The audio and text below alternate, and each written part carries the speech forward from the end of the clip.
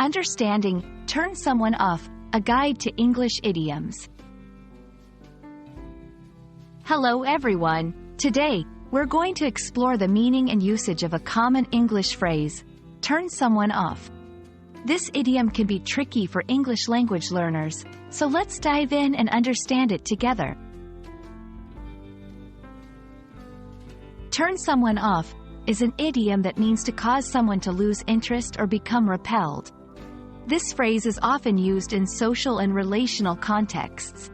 For example, if someone's behavior or a particular trait is unappealing to another person, it could turn them off.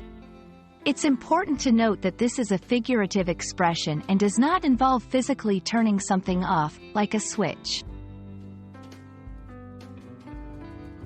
To better understand, let's look at some examples. 1. His constant bragging about his wealth turned her off. Here, the bragging caused a loss of interest. 2. I was interested in the job, but the long commute turned me off. In this case, the long commute was the discouraging factor. These examples show how diverse situations or behaviors can turn someone off, affecting their interest or feelings. Learning synonyms can help deepen your understanding.